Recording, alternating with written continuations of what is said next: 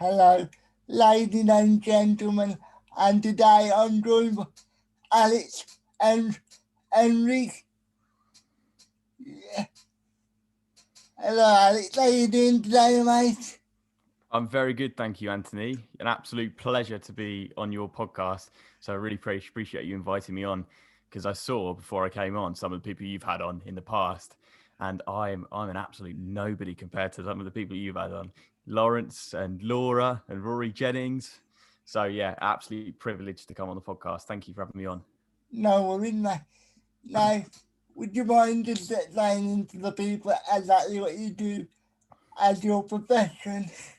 Yeah, okay. So I work predominantly in social media for Sky Sports, and I work across various different social media channels, mainly YouTube, but I do stuff for different social platforms as well, like Facebook, Twitter, and Instagram. But yeah, so my main job is working across Sky Sports' different YouTube channels that we have. So that's Sky Sports Football, Sky Sports Golf, Cricket, F1, their main channel, and of Soccer AM as well. And I create content for those YouTube channels. So used to, before COVID struck, used to go out on shoots and meet footballers, and we used to do interviews, and then we'll edit those interviews down and put them out on YouTube. And of course, putting up like Premier League highlights, which have been really popular, and several different elements like that, really. So, so what made you want to get into the media field? I wanted to get into the media basically because it is the closest thing to not working that there is, really. Because I think when you look at it, and I work in football, and football outside of my work is a hobby and a love and a passion of mine, and then I get to, during the hours that I'm working, get to talk about football, get to edit videos with footballers in. So when I was in school, basically I was doing media studies as a subject, as well as film studies and English language and drama at my A levels. So if you look at all of those, they don't really sound like very academical subjects. They're all quite enjoyable. I took the easy route, you could say. So my dream was always to be working in some sort of media element. And when I was applying for jobs after leaving sixth form, I'd apply for every single job and apprenticeship under the sun because I thought, oh, I really want to get straight into the industry, get working, start from the bottom up, and work really hard. And I applied for loads of different places. And the last interview I actually did was for Sky Sports. So I'd accepted an offer for another company, but said to them, I'm not going to completely accept because I've got an interview next week for Sky Sports. And I remember the man who I was speaking to was like, I completely understand. Don't you worry.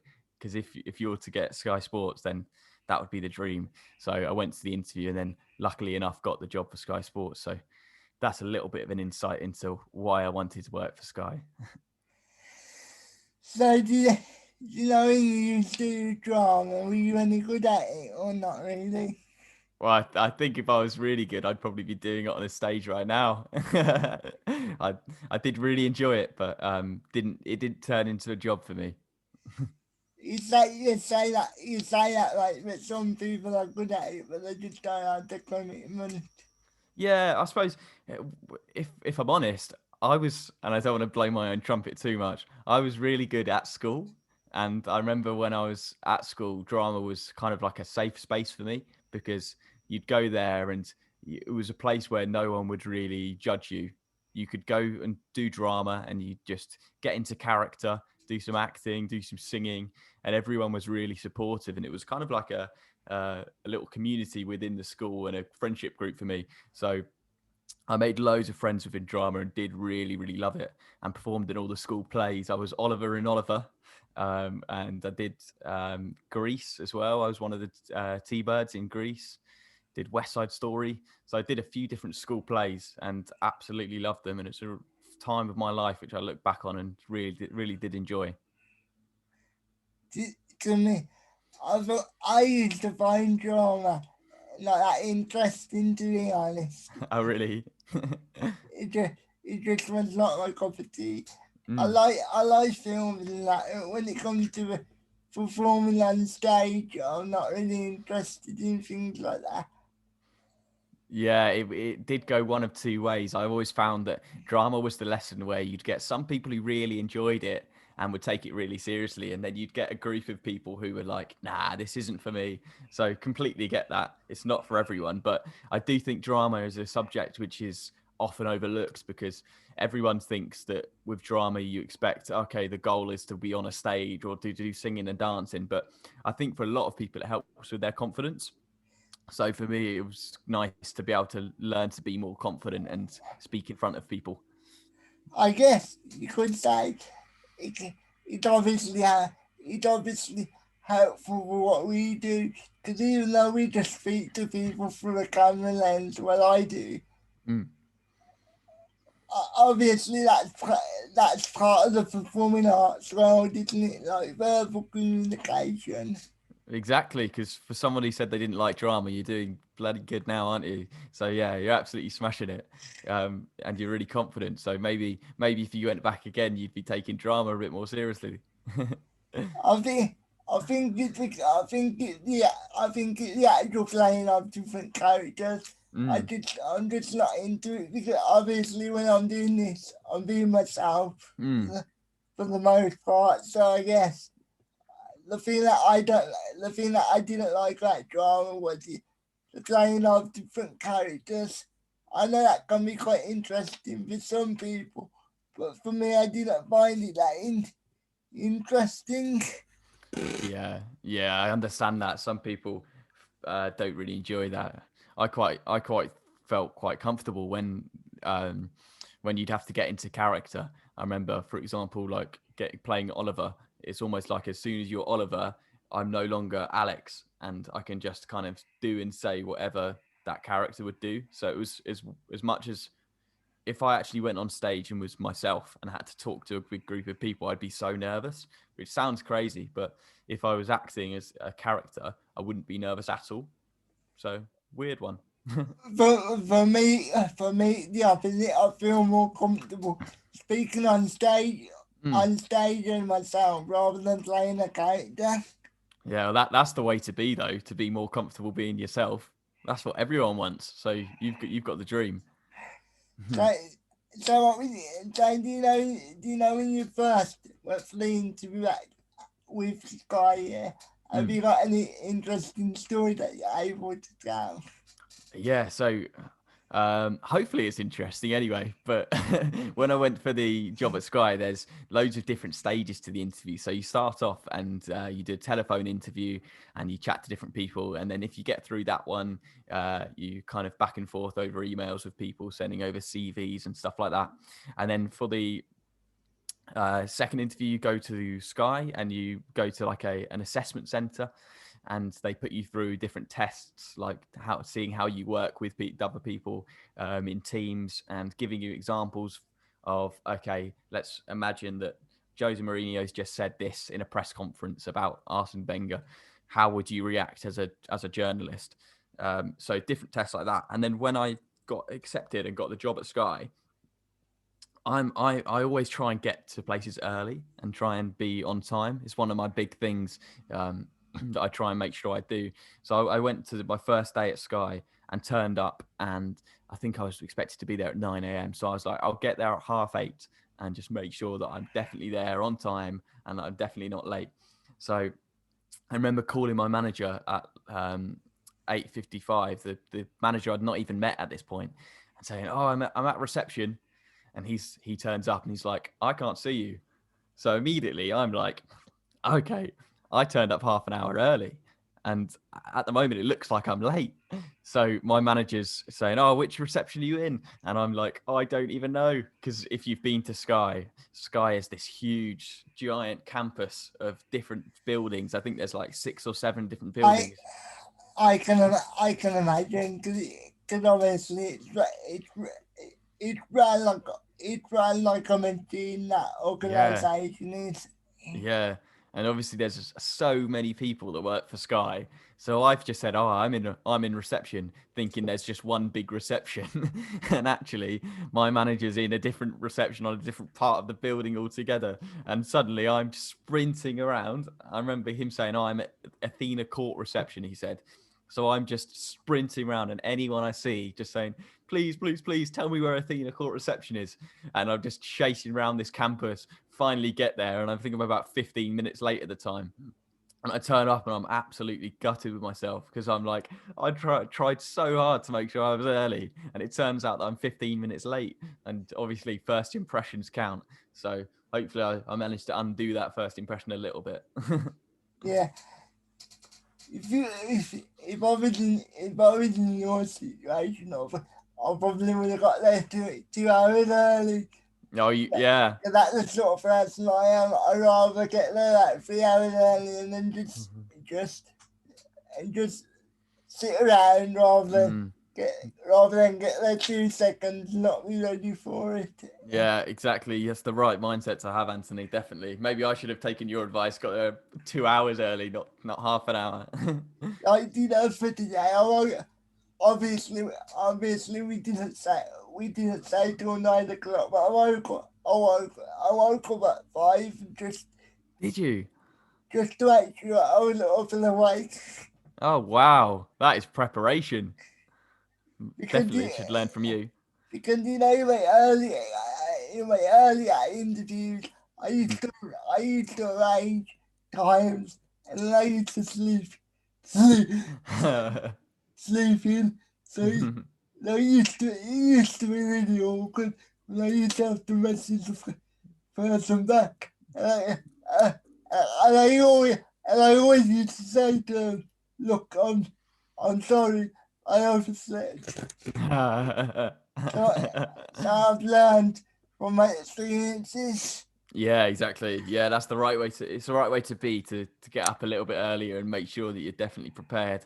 I remember when I did my first interview for the podcast, which I've just started. I would start and sit on the Zoom call for about an hour beforehand, which is just stupid because obviously if I've agreed a time with someone, they're not going to turn up before then.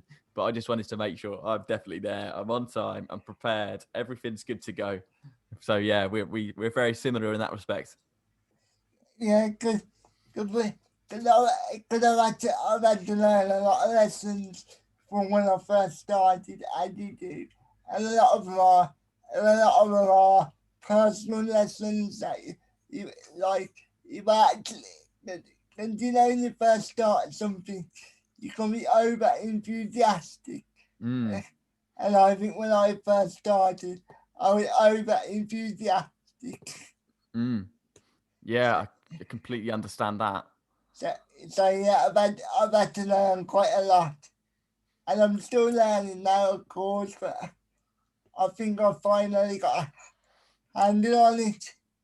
Yeah, yeah. I remember when I first did my first interview. So I did an interview with Adam Smith from Sky Sports. I don't know if you've Yeah, seen him before. I've, I have I have seen him before. Yeah, I know Yeah. exactly.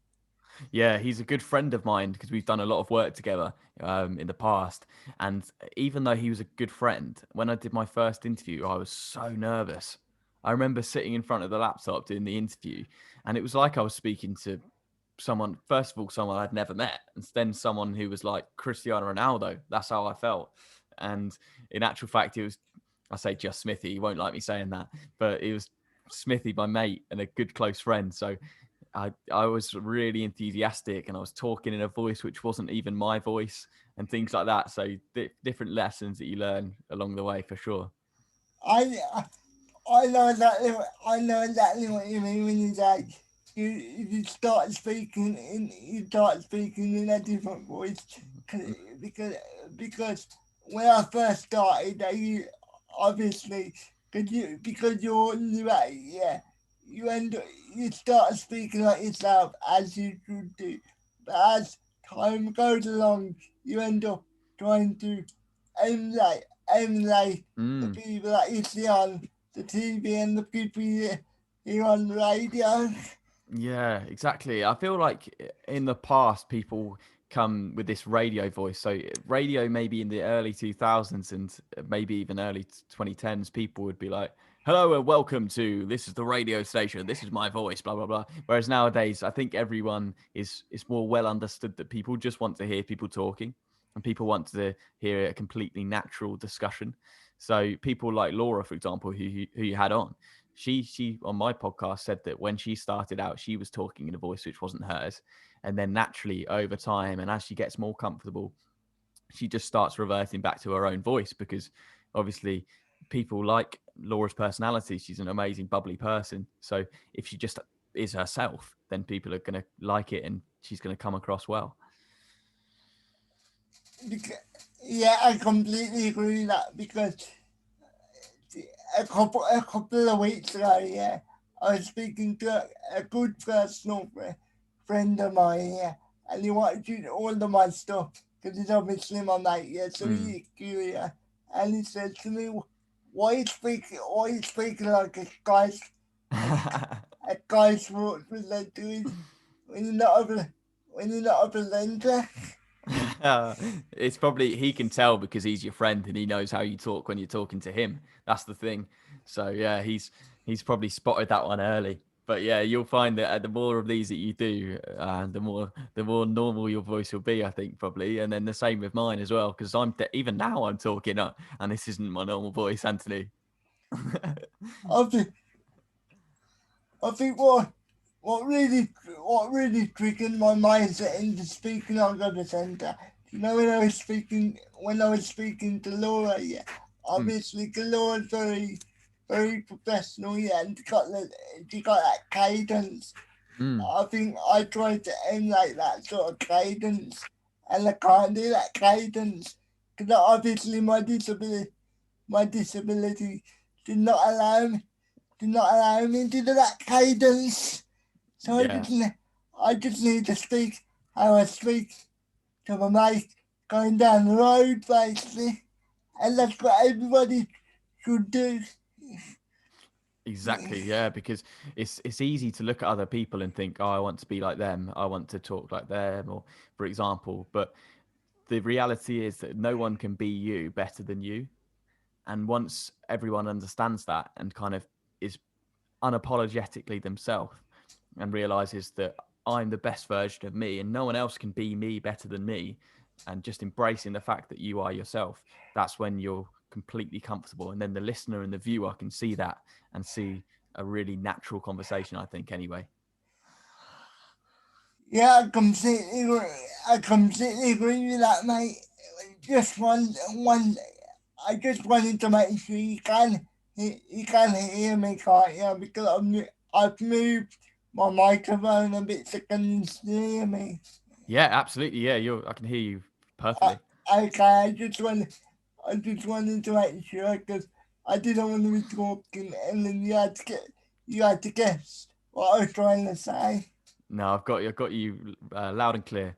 So so what made you want to start your podcast? Yes, a good question. So during lockdown, like I think everyone, have got a lot more time than I had before. That's the first thing. And in the first lockdown, I'll be honest, I spent a lot of time just scrolling on my phone, watching TV, not really doing very many productive things. And I'm a kind of person who likes to apply my time productively and make sure that I'm doing things. So I kind of came up with the idea in the first lockdown to do a podcast. And it's always something that I've wanted to do because obviously working for Sky Sports, I've got the skill set to be able to produce and put together all the social media elements, for example, and run a YouTube channel. But I'm doing it for Sky Sports rather than for anyone else. So it's an idea I've always wanted, but I've never really had a format which I've settled on for what I'd wanted to do. And during lockdown, I've wanted to travel more than ever before in my whole life. So I've loved traveling, but I felt like since now we cannot travel, it's made me realize and understand how important travel is to my life and to my happiness as well. So I thought, what better than to find people who also love traveling and talk to them and pick their brains on their best stories, their funniest moments, some of the best food they've eaten, for example, the places they'd love to go back to, all these different elements, because you will know from speaking to people, everyone's got their own story. Yeah. And everyone, I feel like when you ask them about travel and places they've been, they always arc back to these really funny stories and memories. So yeah, I wanted to kind of meet new people and hear some funny, interesting stories, which I don't really think's been done in the travel podcast genre before.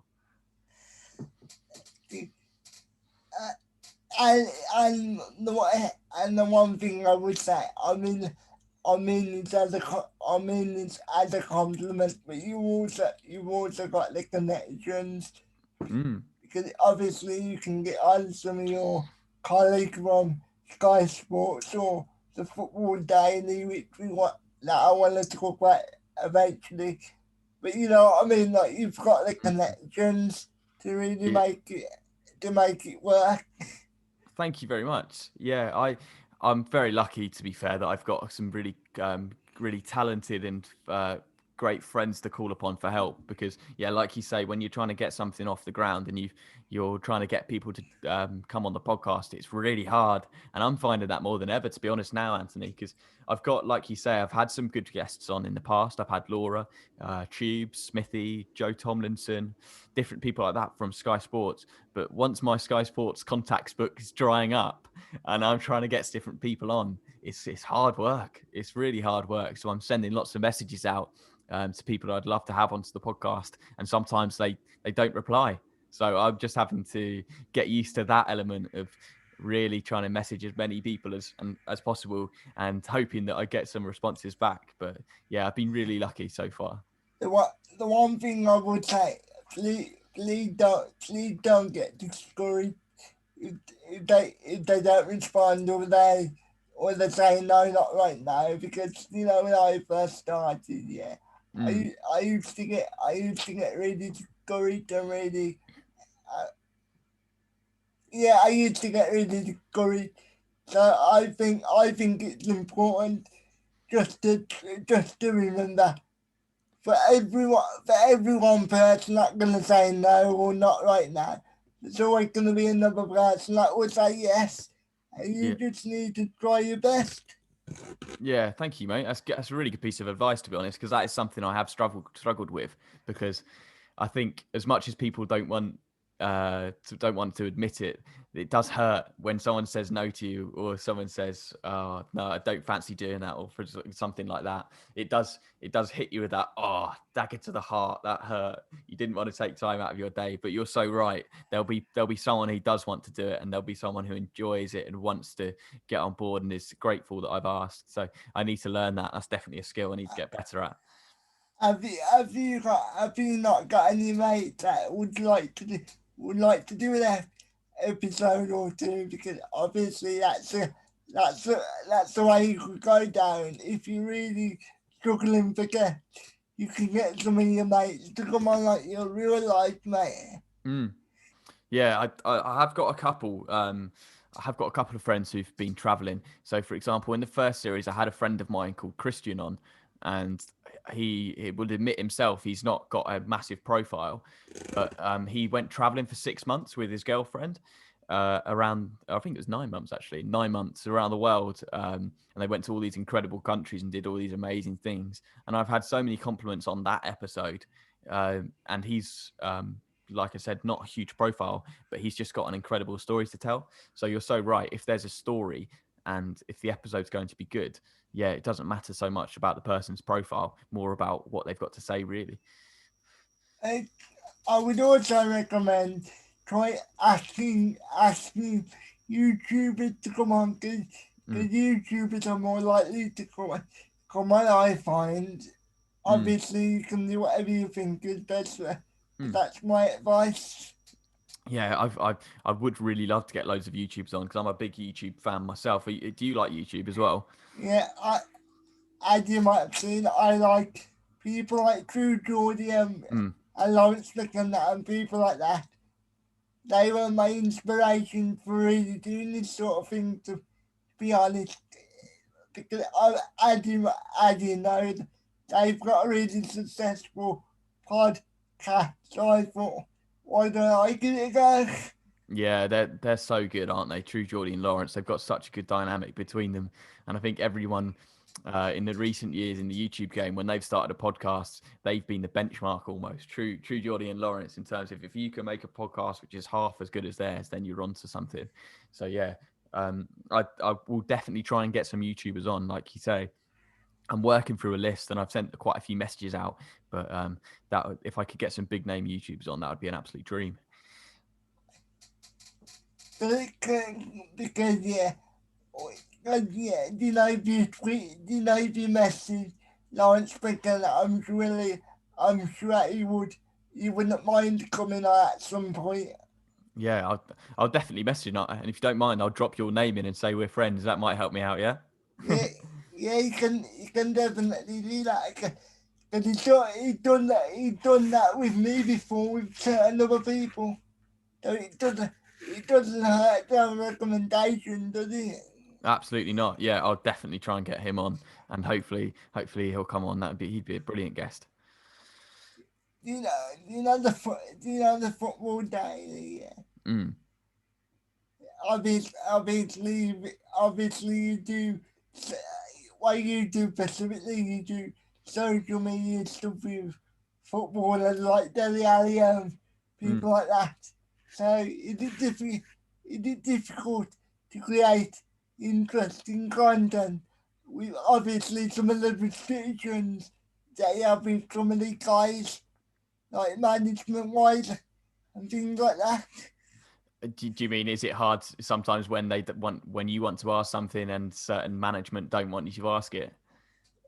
Yeah, that's basically what I mean. Yeah. If you don't want to talk about it, we won't go into it, but No, that's all right. No, so what the process will be really is when we get an interview with a certain player. So, for example, in that case, Deli Ali, we have different formats and different structures for interviews which we produce as a YouTube team.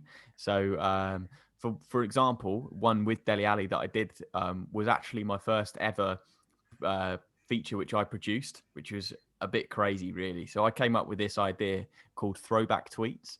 I don't know if you've ever seen it, but if you haven't, you uh, should give it a watch. I haven't seen it. I've heard about it. I might have seen a little clip here and there, but I don't Yeah, think I've seen the full thing.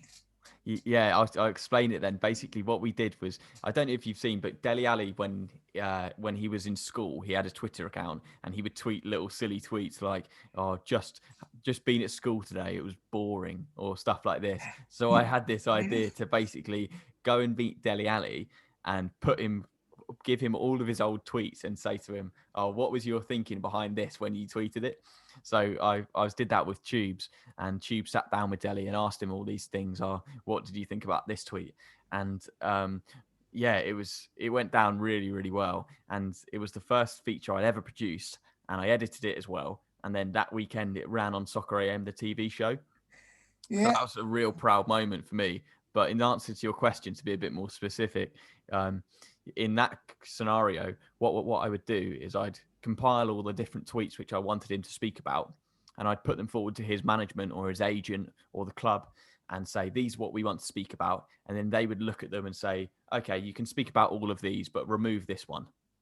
So a lot of the time there's going to be a little bit of censorship because of course we as the producer, as the media provider, um, we want to get the best interview and get the best content, but the club, from their angle, they want to protect their player. So there's a balance to be struck for sure. has there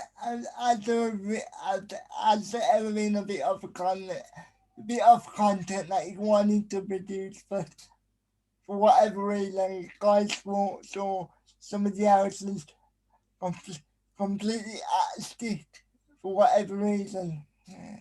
Trying to think now.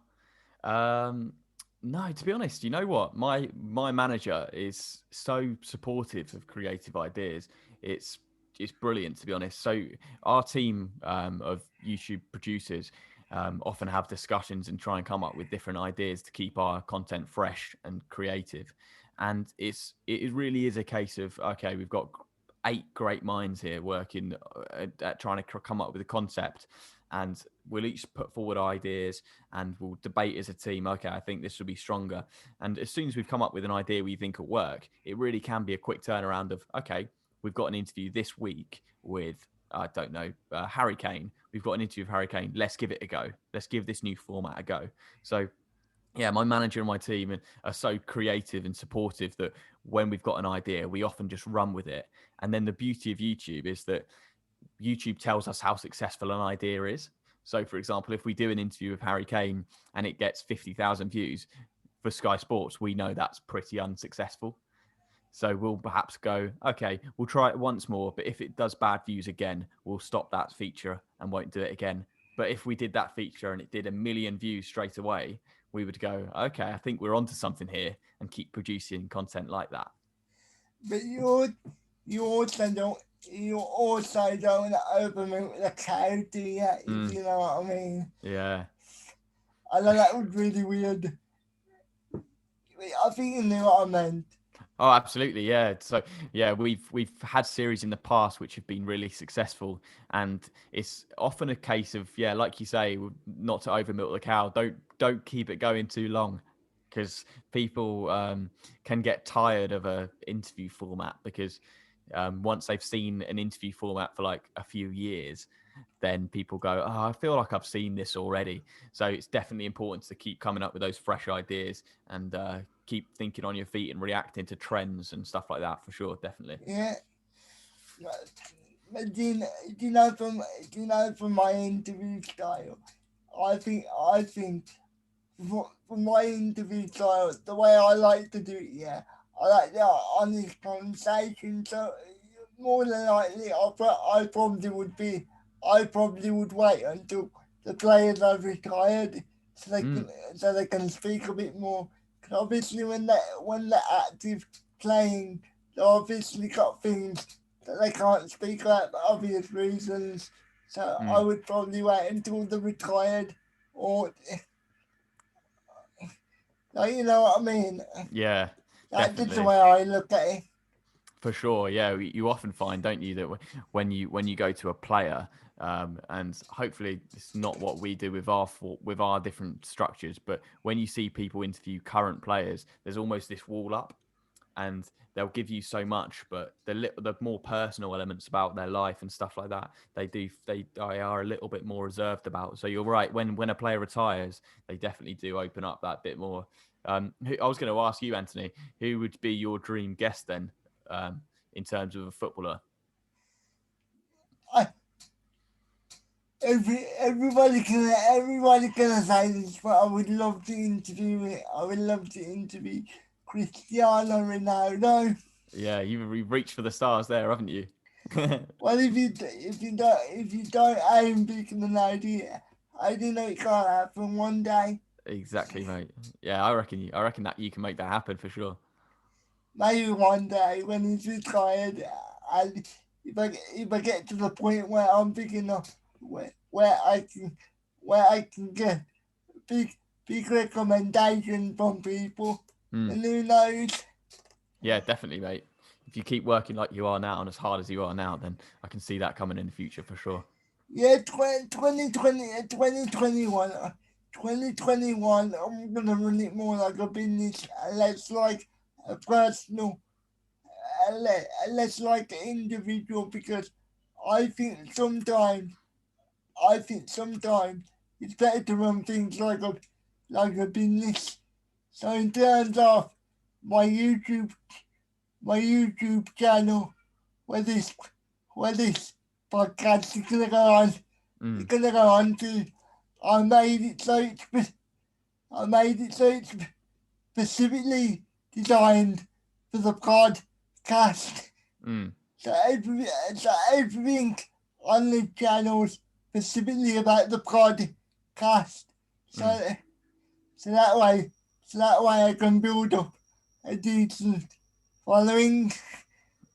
Yeah, exactly. Yeah, it's definitely good to kind of keep the focus about one specific form, so that people who say, "Okay, I love the podcast," can subscribe to the channel and know that the podcast is the only thing they're going to be submitted on that feed.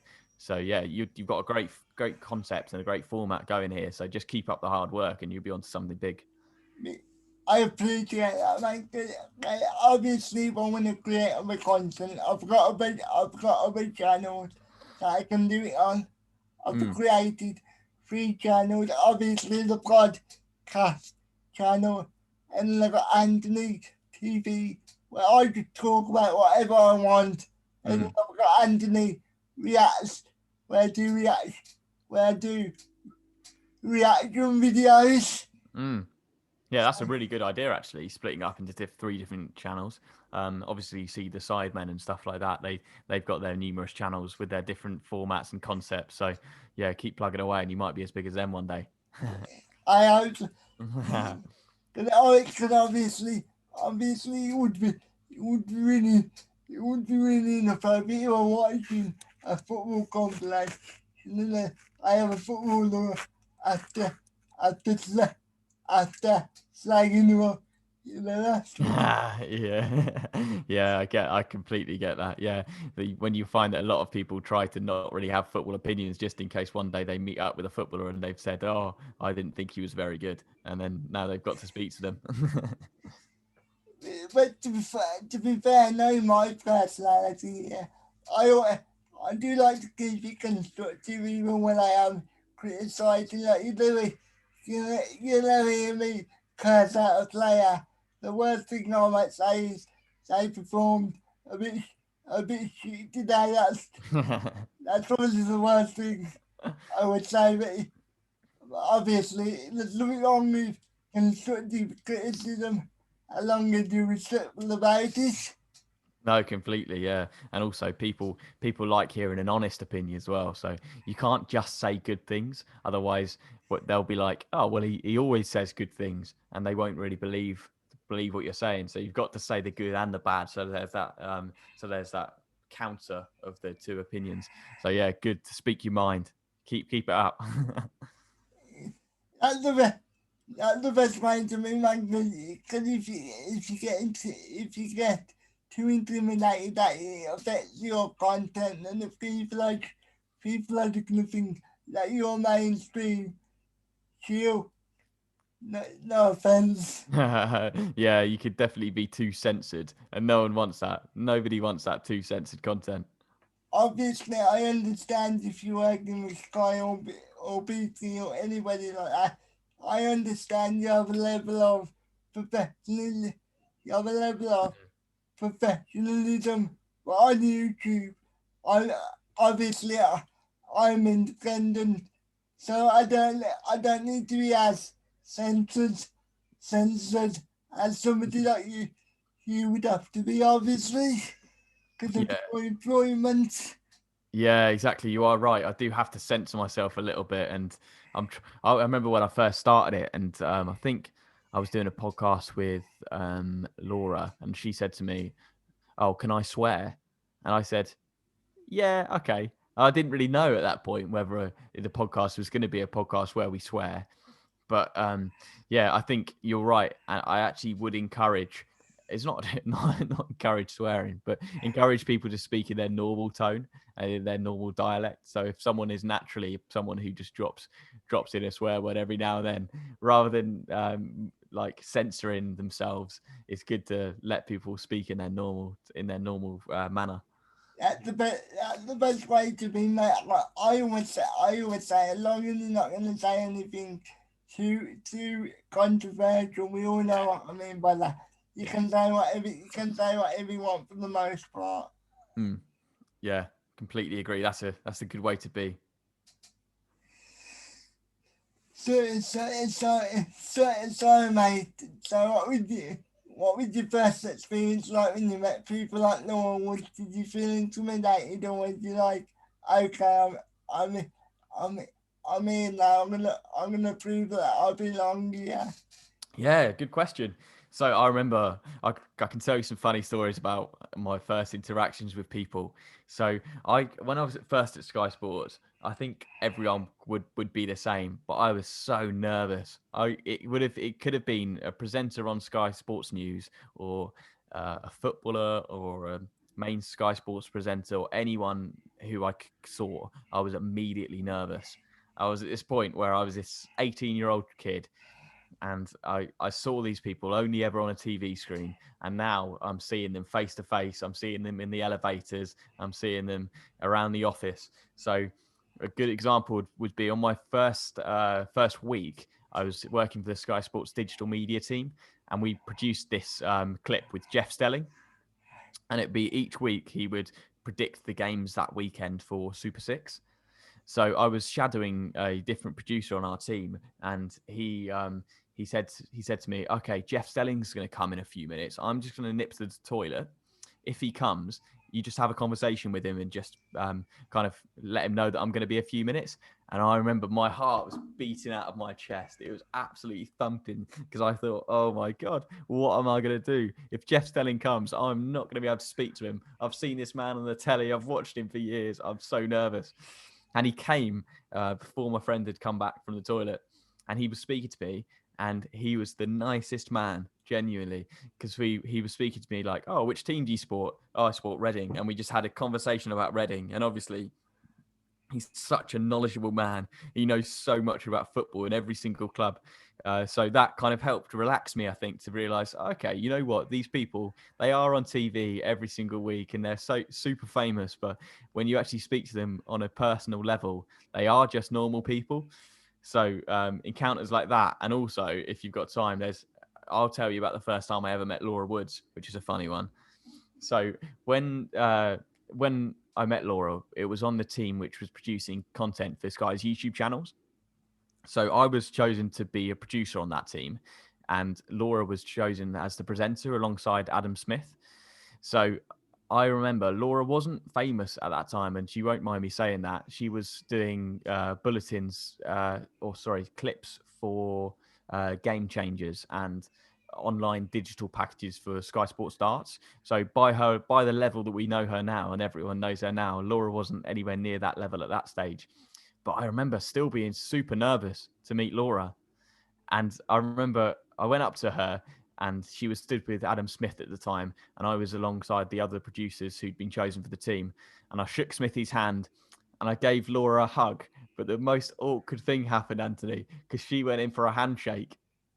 And then we're at this awkward stage where I'm like, "Oh no," and then she's giving me a hug and went, "Oh, is it a hug?" Oh, I thought, and it was so awkward. And I remember thinking, "That's so awkward." And when you think back to an awkward moment in your head and it just makes you cringe. That is one of them. Oh, I, I would, uh, I would I would imagine you just had to film it at that point. You just had to go with it at that point. Yeah, yeah, it was so cringe, man. If you could have seen it, if you could have seen it, it was genuinely is one of those moments where when you just check yourself, you may be like lying in bed with like nothing on your mind, and then randomly your mind will just go to that point, and you'll just cringe, and you're like, no, it's so awkward. But it's one of those as well. And if we're talking life lessons, I don't even think Laura will remember that. So it's one of those that everyone else builds up stuff like that in their head and thinks about it over and over and over again. But I don't know if Laura would even know it even happened. So yeah, My, funny encounter for sure. my, yeah, I know exactly what you mean when you say building up things into your head. Because as I said earlier, when I first started, I was a bit over eager, yeah, and Mm. I thought, yeah, just because some, just because somebody came on your podcast, in my stupid mind, I thought that meant that meant they they were your mate. And obviously that doesn't mean that at all. But in my stupid mind, that's what I thought. Yeah. So I ended up speaking to some of my guests like they were my mate, and No, that's good though. yeah, that is good. That is good. But then sometimes when when you become a mate to a certain degree, I just I just mentioned I just mentioned them at random times. Yeah, So it can be a bit awkward sometimes, if you know what I mean. I don't yeah. know. I don't know how to word it without sounding really weird. No, no, I know what you're getting at for sure. Yeah, when you have someone on your podcast, you think, oh, we're best mates now, we're really good friends, and it's easy to think that. But yeah, they are your friend if they're willing to take time and help you out and come on the podcast and chat to you for an hour or so. They're definitely a friend, and I also, I appreciate that. Like I was feeling really awkward and really weird about really weird about it. If any of my early guests are watching this, I apologize. yeah, maybe it's like another example of you just thinking that though. I reckon. Yeah, that's why I brought it up because in my mind, if somebody was annoying me that much, I would just block them and they haven't blocked me. So maybe I'm just overthinking it. Yeah, I think that's probably right. Yeah, that's a good lesson for everyone because everyone does it. Everyone overthinks stuff, and plays on their mind, and doesn't stop thinking about different things. So yeah, there's a little lesson for everyone listening. It's because, do you know when you first start something, whether it's a new job or whether it's a private car, let's set let's set rule book in there like you Mm. follow this. Sometimes I would say what I wish there was a set rule book. Yeah, yeah, but the fact that you can just make your podcast completely unique and no one's ever never done a podcast like the one, do you know what I mean? So it's good that there's no rule book, I think, because it encourages creativity and encourages everyone to play on their own unique strengths for sure. Yeah, you didn't need to realise where the line is between between professionalism, between professionalism Mm. and personal. And I think I'm finally beginning to realise where the line is. Because obviously, when you first start, the line becomes a bit blurred, doesn't it? Mm. Well, it did for me at the start. I don't want to speak for the obvious. Yeah, yeah. I definitely try and be professional. I'm probably on the sense where I'm trying to be super professional because obviously I've got my relationships to uphold, and I've got to make sure that people think of me in a professional manner. But at the same time, people don't want to listen to a super polished, super clean um, podcast where there's no chance of it going off script and there's no chance of anything wrong happening. Because I think definitely when I listen to podcasts, the bit where they go off tangent and they start speaking about different things, that's my favorite part. So yeah, I think I need to start learning how to be a bit less professional, to be honest. But I mean, you know, when you first started working at Sky Sport, did you find it hard to realise where the line was between professional and personal? Because obviously I'm only doing a YouTube podcast, and even I find it difficult to realise where the line was at first. So I can't imagine what it was like working with Sky. Yeah, people over your head. Yeah, it was. I remember when I first started out, I couldn't even believe that I was in the building, let alone working for Sky. So I was so like grateful to even be there. I turned up on my first day in a smart shirt, a tie, and some trousers, right? And I turn up in the office, and everyone else is wearing t-shirts and shorts. And I'm like, oh, I have misjudged the environment here, and I've just spent a couple of £100 on new shirts and trousers. So I was prepared to be super professional, and everyone in the office is like normal people, just chilled out. Yeah, so I definitely when started working for Sky, and even to this day, like it encourages professionalism working for Sky because you're working for the biggest and best sports broadcaster in the world, and it might be a controversial thing to say that, but definitely in my opinion, Sky does everything better than their competitors. So you need to uphold that value and that standard, and make sure you're super You're professional. you're you're de- you're de- you're definitely gonna you're definitely gonna get that raise now, aren't you? Yeah, exactly. Or I'm going to start beef with a different broadcaster. That's it. Hmm. So you know when you got to know some of your colleagues, yeah. Did they Yeah. give did they give you a shoot for that when they got to know you a bit more? Like did they ever bring up on the first day you came dressed like a proper Yeah, yeah, they definitely don't let me forget it. That's for sure. Yeah, because they saw this young lad. I must have looked about 15. Even when I was 18, I must have looked 15, and I've turned up looking in a full suit. Like, oh, it's like, have you ever seen The Inbetweeners? It was like Will on yeah, his first day. yeah.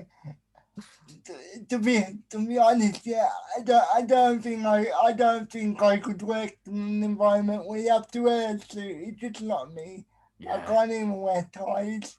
yeah, I know what you mean. I wasn't looking forward to wearing a suit every day, so I was quite grateful actually that I only did it for that one day.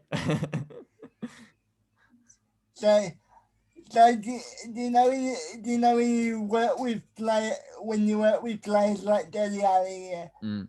is it, do you know when you first meet them, is it like what do I say to him? Do I just say hello? Do I say are you day going or are you just like sitting in the corner, not trying to get in the way, or are you No, like, yeah, sometimes I wish I could just sit in the corner if I'm feeling a bit nervous, but I have to be the one. of course, yeah, my apologies, that doesn't make sense.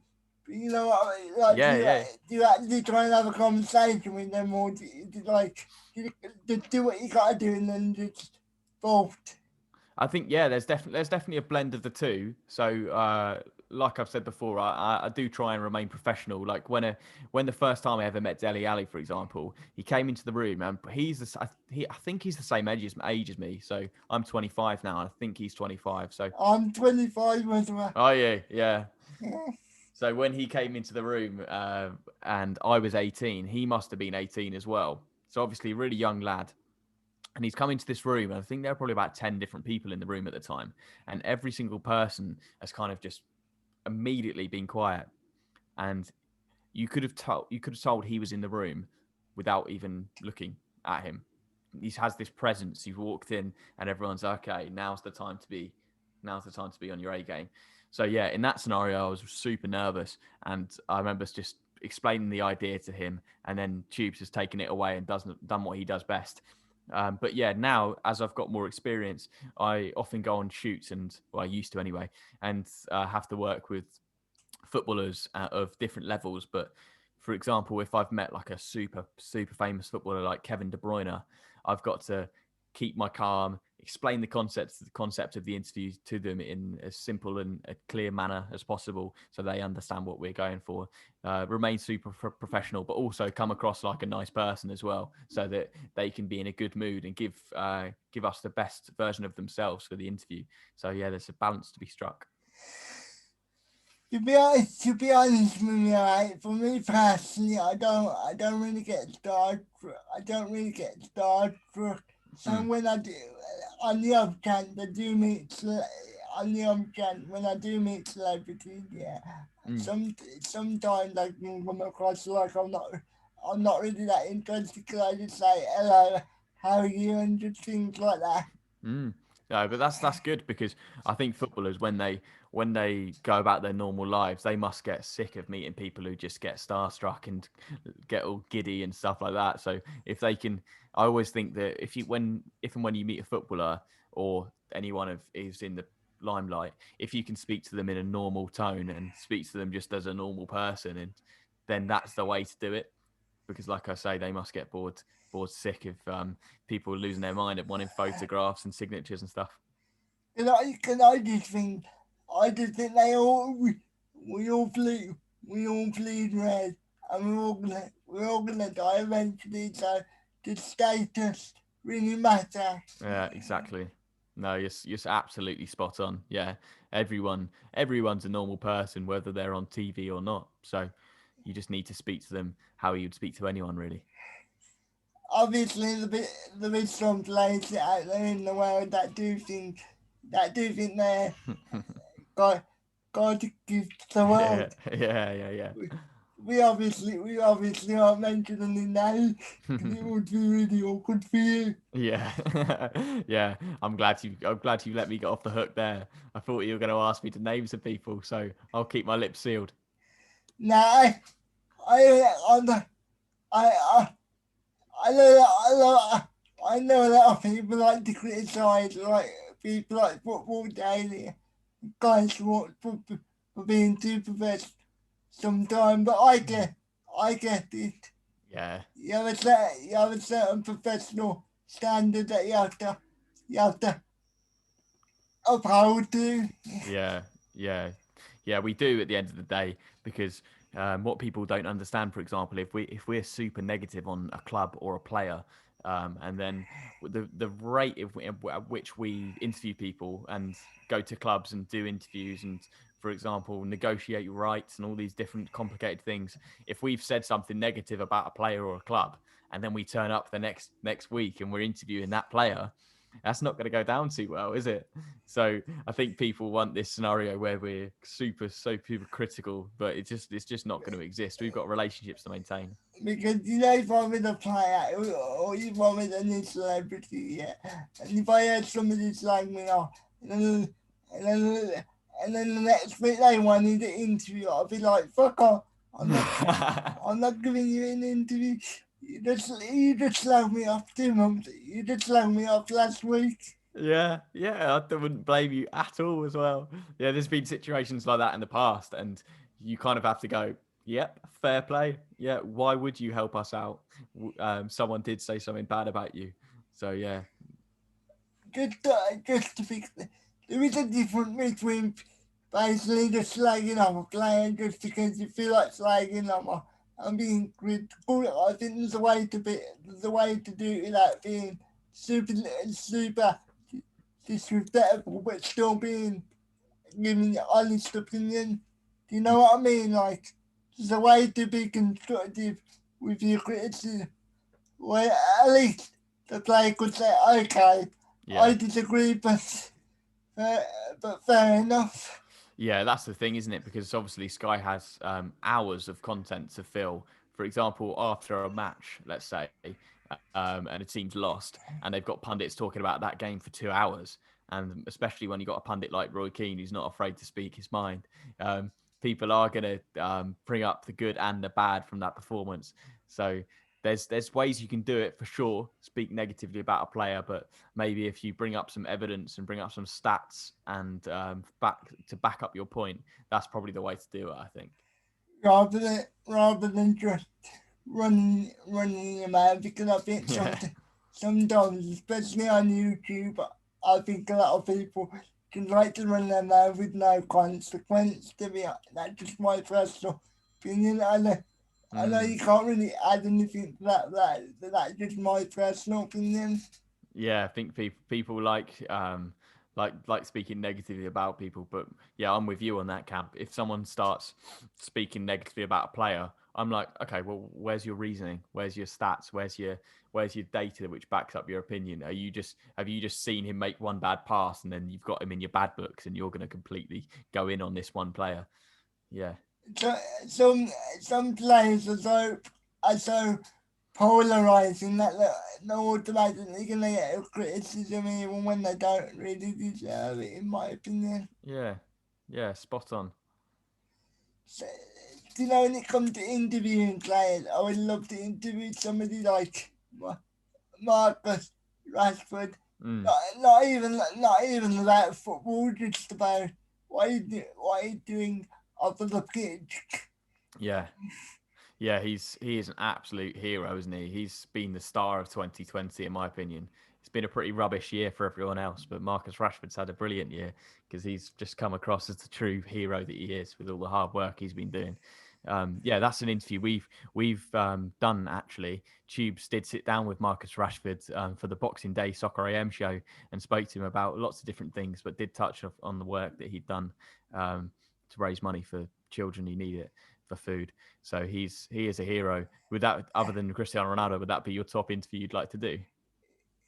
In in terms of football, yes, Yeah. but if you're asking just as an overall world perspective sort of thing, I would love to interview so somebody.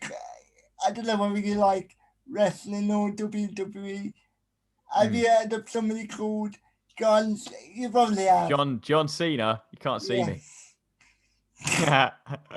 Yeah, That that would be my dream. That would be my dream interview because I follow his career since I was 7 years old, oh uh, wow. and, and obviously I'm 25 now, so it's nearly been 20 years. Yeah, yeah, he's a legend of the game, isn't he? In terms of Yeah, like someone who's done it all. He started off with his wrestling, and now he's moved on to his acting. He's doing yeah. amazing in his acting. He's got it. He's a man who's got a gift. So that would be my dream interview. Be speaking like from all over the world, but we're just focusing on football. Cristiano Ronaldo would be my dream interview, as I've said earlier. Yeah, yeah, some good names there. Imagine that. How many podcasts do you reckon you've got to do before you can interview John Cena? But, probably like 80. Yeah, you got to do a few more nobodies like me before you get to John Cena. To be honest, I'll probably have to wait till I'm in the studio and then Yeah, he could come to the studio and do it. yeah, that. That's how I would want to do it because I don't think I do think it would be a good interview over Zoom. But obviously, for a studio interview like that, you want to be in the studio Yeah, or at least be in the same room. And yeah, I know what you mean. sorry, am I stuttering too much? No, no, not at all. No, I completely agree with you. I've found doing the interviews over Zoom, it's kind of a little bit of this communication where you sometimes talk over each other, and when you're in a studio, you don't get that. So that would be an absolute dream, wouldn't it? To move into a studio and do the podcast from a studio one day. It would, but I'm gonna be honest. Yeah, I do like doing it answer because I could just, I could just hit somebody up and say, "Are you available?" And Mm, then they could say yes, and then we can do it immediately. mm. And obviously, when you're in the studio, there's a lot more planning that goes into it. Yeah, definitely. John Cena's got to get on a flight from America to come and do the podcast. That's a bit more hard work than getting him to click on a Zoom link. That's for sure. But it depends. It depends on the person. Like, we all do is that if I'm interviewing somebody that's that I'm trying to think of the right word without sounding like without if I'm interviewing somebody that's not as well even I'm trying to think of the right word without sounding like a complete dick. What are you trying to say? I don't think you could ever come across as a dick. But basically what I'm trying to say is when it comes to people that are top level interviews, Yeah. say say like say like Gary Neville for example. Mm. Obviously that style of interview is going to be a lot better face to face. Yeah, for sure. Gary Neville is, I think, the best football pundit in the UK. I don't know if you agree, but he is an absolute top draw pundit. I love Gary Neville as a pundit. I think sometimes people give way too much stick. Yeah, but I think it's because he just speaks his mind, and he is just always just his telling his own personal opinions, and as a result, that is what we absolutely love from Gary Neville and Jamie Carragher, because when they're on screen together, they are comedy gold. They're football's answer to Anton Deck. They are like, as much as they were rivals as in their playing careers, they're a perfect combination now on screen. So yeah, when if you got Gary Neville to do an interview over Zoom, it definitely wouldn't be the same as if he was there like trying to wind people up in person. I still think it would be good, but, Yeah, but obviously, if I could have a dream scenario, it would be me and him in the studio just chopping it up. yeah, there's a dream. I could see that happening one day. to be honest, yeah, um, because of my style and also, let's be honest, because of my disability, I wouldn't be surprised if somebody just try and sign, try to sign me up because it would be good PR for them, wouldn't it, to work with the disabled guy? Let's Y- be, I know it, I know it shouldn't say things like that, but unfortunately, that's the way the world works. If you, Yeah, I know what you mean, but it's also just because you're a very very confident, relaxed interviewer as well. Don't think it's just because of your disability. You're very good at what you do. yeah, I do. I don't think I've asked you a question in the past 5 minutes, but I think the conversation's been flowing enough to where people are still going to find it entertaining. Yeah, exactly. Yeah, I often think that with a podcast when two people are just talking and vibing and going back and forth and having a natural conversation, I'd rather hear that than just question, question, question, question. Do you know what you were saying about Jamie Carragher? I'm gonna respectfully disagree. Oh, really? Go on. To me, I just don't find it. I just, I just don't find it that entertaining to listen to as a pundit. To be honest. Oh, really? He's. I'll fight Jamie's corner then for a second because he is. I'd say the most knowledgeable football pundit out there. So he might not perhaps like his style that he speaks in, but he in terms of what he knows, his knowledge of the game is above anyone else that I've ever seen, including Gary Neville. I think because when they did their football quizzes during lockdown, Sky did this series where they got the pundits to go head to head with footballers in terms of their knowledge. Because in first lockdown when everyone was doing quizzes and quizzes were the rage, we kind of jumped on that as well. So Jamie went up against Gary and absolutely ripped him apart in terms of his football knowledge. So yeah, I know what you mean. Sometimes you maybe don't like a pundit style, but with Jamie, everything he says is based on years of knowledge. He's like a an archive. It's like a someone who never forgets. And just because I know people are gonna say this, it got nothing to do. It got nothing to do with. It got nothing to do with his accident or anything like that. I just find it when it comes to pundit, it's just not my type of pundit, to be honest. Yeah.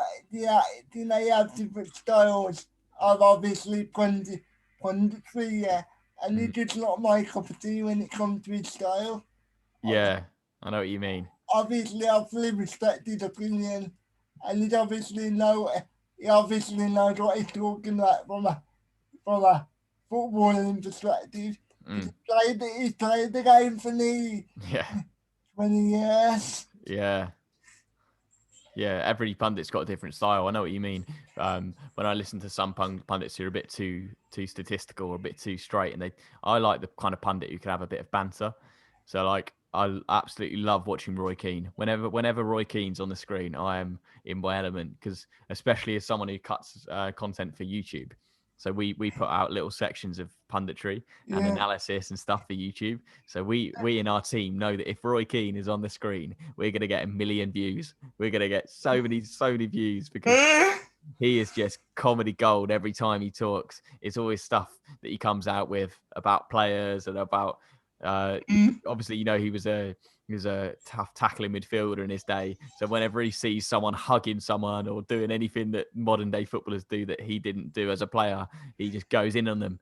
So that he's brilliant. I think he's the best, other than Gary. I'm really conflicted on Roy King because I enjoy him sometimes, but I think sometimes it can be, how do I say it can be, you know what, I'm not going to go there, I'm not going to go. Basically, all I'm saying is sometimes I like his style and sometimes I don't when it comes to certain things and Yeah, certain people. yeah. No, that's completely acceptable, isn't it? Yeah, to like some Yeah, people.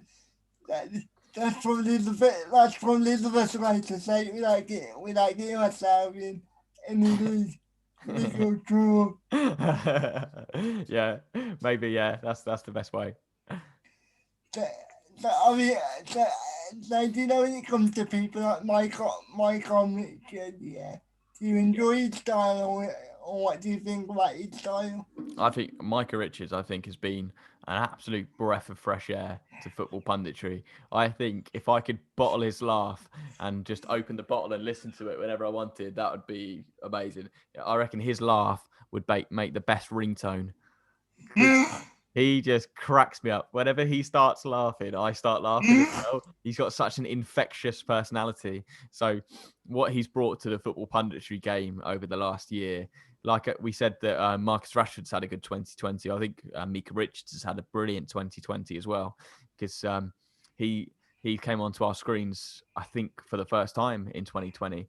So his relationship with Roy Keane specifically, but also on top of being a bloody likable person, he's also so knowledgeable about the game as well. So he really does strike hit every single chord in terms of being a brilliant pundit.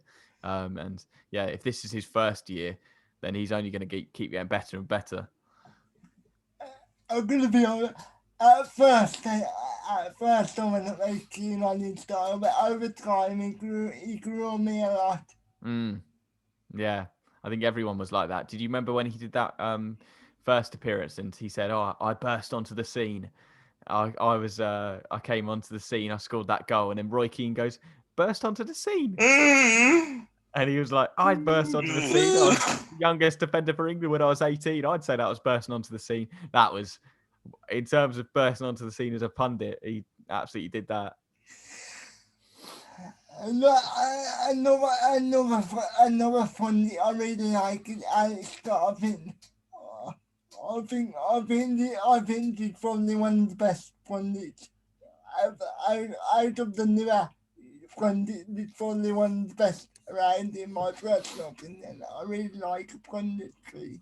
Yeah, you know what? I actually used to work with Alex Scott as well. This is when we first started the YouTube channel. We did this show called 11, where we'd go up and down the country and go to different football stadiums. And her and Adam Smith would present a show called 11, where they'd look at the statistical insights on the game and then make predictions for the game that weekend. So I spent a lot of time traveling up and down the country, working alongside Alex Scott, and she really does know her stuff. And like you say, she is one of the best in the business, and I'm so glad that she's going from strength to strength and really like pushing down and breaking down stereotypes because she's really leading the way in that. And just just a quick just a quick little well it's not even really a story, but I gained a lot of respect for her because obviously when I first started this podcast, I did reach out to ask her to come on here, Mm, and and even though she said thank you, like in terms of no thank you, at mm, least she took the time to respond because yeah, sometimes I don't even get a response. So yeah, that that just brought up my obviously she's still really talented, but obviously when somebody does something like that, it does stick in your mind and you do develop a lot of admiration for them. yeah. I know what you mean. Yeah, because I'm big on that as well. Like I won't ignore anyone. I think it's so important to reply to people, and even when you walk past, like see those people on the street, and they're like promoting stuff, and they're trying to hand out leaflets and stuff, and try and do work for charities. I cannot walk past them. I find it's so difficult to ignore people like that because you see people walking past them all the time, and it's just it's not nice to see. So I think you're right. The least someone can do is reply, and yeah, she's a lovely woman. So it's right that she's gone up in your estimations because she's a very very nice person. Yeah, the, the only the only thing I would say apart I wish there was a bit more. I wish there was a bit more of. I wish there was more females in the game speaking at the game because at the moment, apart from as we've talked about with Alex Scott, yeah, it seems to be like the women couple of the women's game and men couple of the men's games. Mm. So hopefully in the next couple of years we can get a bit more diversity. Yeah, exactly. No, I completely agree. There is as well, and that is definitely something that Sky as a broadcaster is trying to work towards. Because you're right, diversity across our screens is one of the best ways to deal with the issues that we've seen in this country over years. So we'll definitely see that more on our screens in the future. As much as some people like to vocalize their thoughts against it, in my opinion, and it's just ridiculous. So you're right. There'll be more diversification across Sky Sports for the future and for the best. But but but I think it's important to say I'm not saying I'm not just saying make anybody a pundit just because they fit a certain criteria. Mm. They have to be good at what they do, and that's what I don't want. I don't want it to get to the point where they just they just people on just because they fit a certain criteria or a certain demographic or what, you know what I mean. Yeah. I want people on there that are actually going to be good at what they do. Yeah, you're so right as well. But that will always be the case, I think, because with Sky, there's a reputation to uphold in terms of football knowledge and football punditry. So yeah, you're right. Anyone who goes on screen for Sky, they're not there for tokenism. They're there because they're the best in their industry. They're the best in their field, and I think that's something which will maintain even That through a push for diversification. that's what I expected you to say, but obviously if I didn't say that, people would say, "Why didn't you bring that up?" So Yeah. I brought it up now, so people can't sound so people can't sound lowballing. Yeah, no, yeah, you're doing a good job at asking me the pushing questions, that's for sure. So so do you know on a daily basis that Sky, your ultimate job, can it get a bit repetitive at times? Obviously you still love what you do. But Mm. on the days where you just think, I've done I've done do you know that do you know that Christmas film where I did the same day Oh yeah, is it over Groundhog Day? yeah, Groundhog Day, yeah. I think that's what it's called. Mm. So can you just get like that sometimes It, when ha- you it it has. I'll tell you what, Anthony. It has a little bit during lockdown. Before lockdown, I used to go into work and I used to have a laugh with my friends, and I used to uh, work on these different social channels and come up with ideas and edit features and go and meet footballers. But nowadays, the room which I'm in here now is a spare room which we've turned into an office, and I've seen this office more than ever this year. I've literally been stuck in this office working and doing my job on my own, so I haven't been had the chance to work alongside my friends and colleagues. So it has been tough for me in terms of my job being a bit more repetitive than it used to be. But yeah, you're right. In terms of how lucky I am to do my job, it doesn't ever. I don't ever forget that because there, especially during the moment, there's some people who are doing some really, really difficult jobs out there, and at times I'm watching football and producing highlights and cutting interviews with footballers. So yeah, I do need to sometimes when I start thinking, oh, this is a bit repetitive, I do need to remind myself, well, I could be doing a lot worse. well well what I would say is yeah what I would say is yeah if you got to the point where you wasn't enjoying it, I would assume you would resign or you would step down or whatever you want to say. Yeah, but I don't know if that day will ever come. To be honest, yeah, I genuinely it sounds a bit cliche, but yeah, I've been working for Sky for 7 years now, and I genuinely can't see myself leaving because it's such a good company, and yeah, I think if I left and did whatever I chose to do, I would within about a week realize the mistake that I'd made. I can completely agree. I can completely understand where you're coming from. When it comes to me, yeah, if I could do this full time, like speaking to people, yeah, I wouldn't even say like in the podcast format, but if I could interview people, and I'm not just speaking like footballers or anybody like that, I'm just speaking like as a overall as an overall thing, yeah. I Mm. would I would love to do that because I like I like I like digging into people's psyches and and figuring out how they work Yeah. and then wording questions to fit to really fit their personality. Yeah, exactly. Well, you're much better at it than I am, to be honest. Because when I do these interviews with my guests on my podcast, I have a set list of interviews which I write before the start of the interview, and possible follow up questions which I'd like to ask them. And you're just completely riffing it, aren't you? I don't even think you've got a notepad in front of you, have you? No, to be honest, if I started looking at notes, it would be boring for me.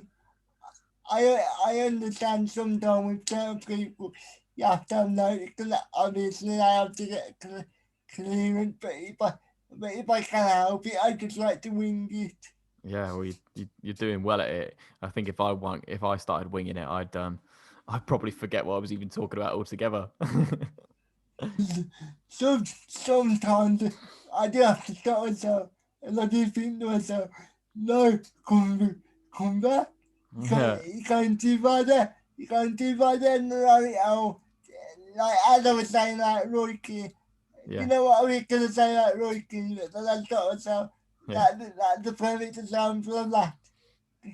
yeah. You know sometimes I forget it's recording. Yeah, yeah, it's easily done, isn't it? When you start having a conversation with someone and you're just having a completely normal conversation, you forget that you're in recording. You're like, "Oh, better stop myself." So you got a guitar in the background. Are you any good? No. Yeah, I wondered whether you were going to ask me about that.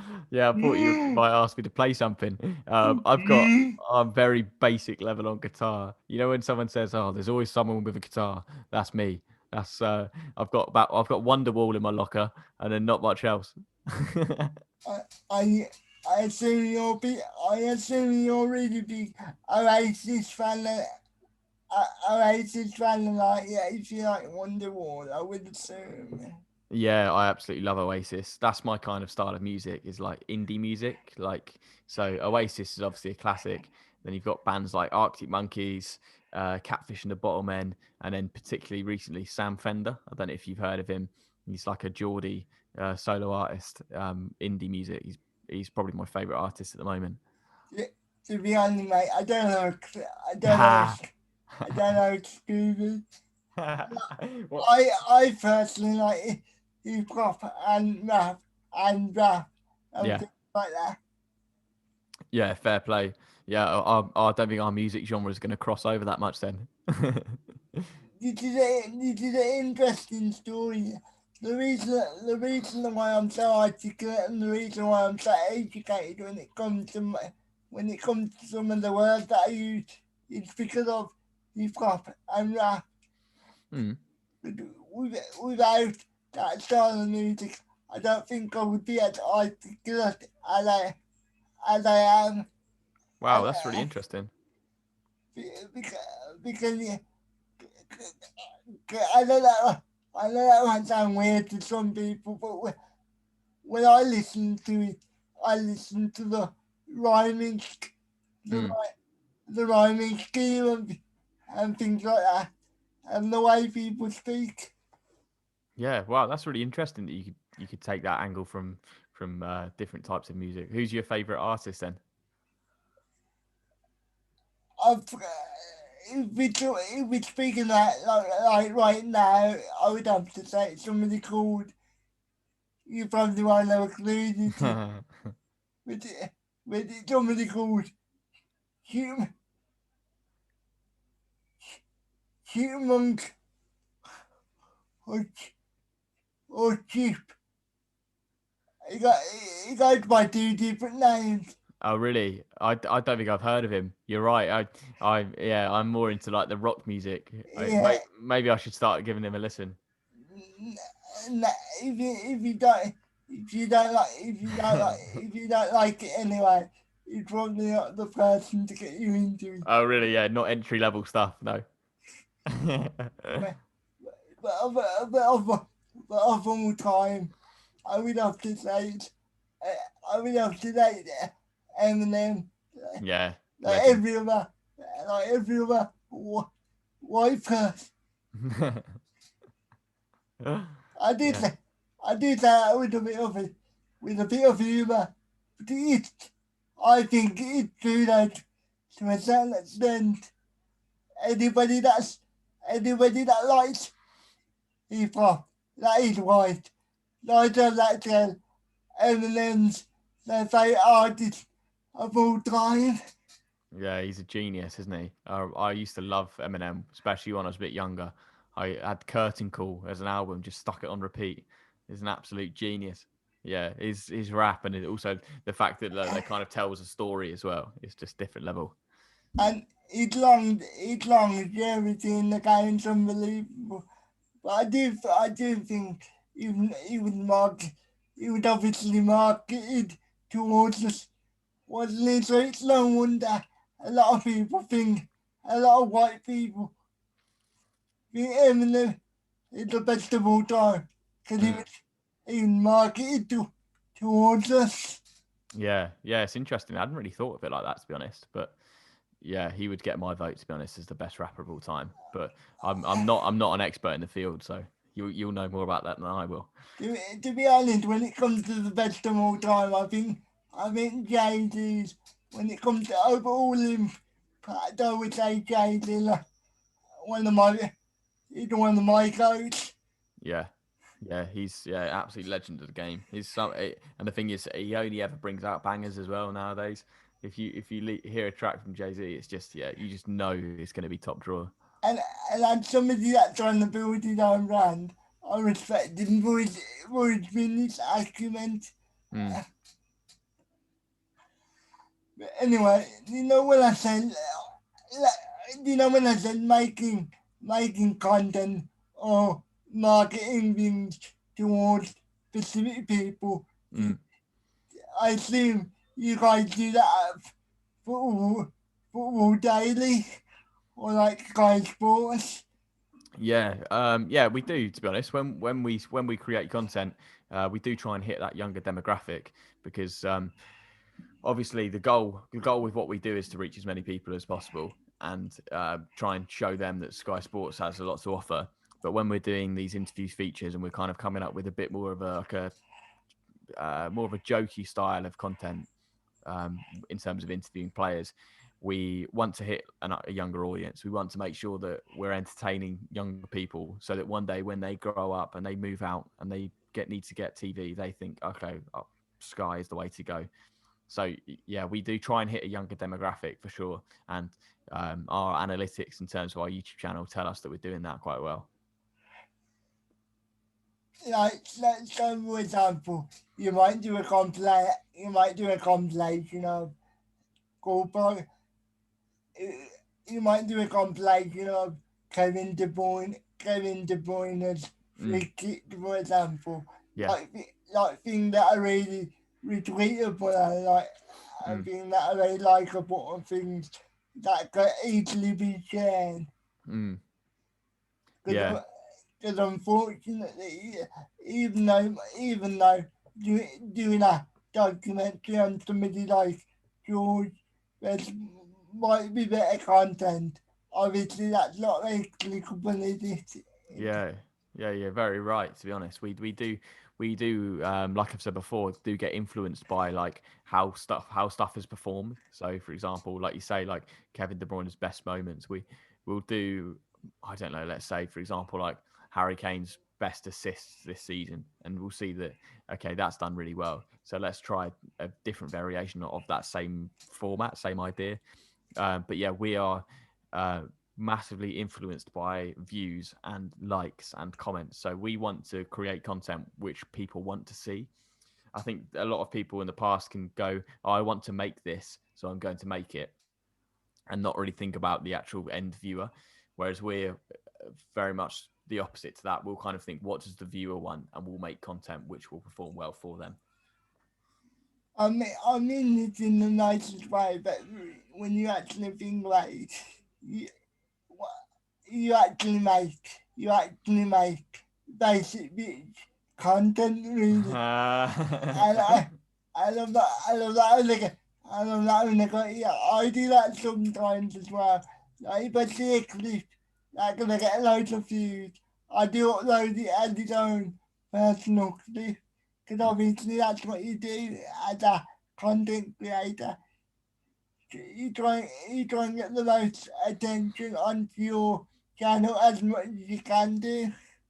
Yeah, that's a really useful thing to do, to be honest. Take out little clips because, for example, when I've done my podcast in the past, I'll make up I'll make the full episode up and I'll put it out. But then at the same time, who's going to sit down and watch an hour?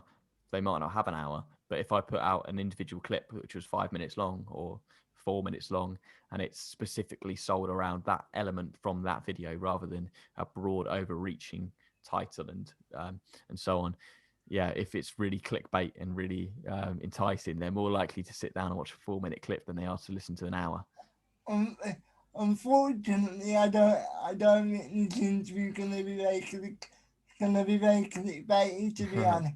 No, Because it's not. unfortunately, because you know my style of just having a conversation a lot of times, because Mm, that doesn't really work. Because obviously there's some time where I don't know where to cut it, I don't know where to start the clip, and then I don't know where to end it.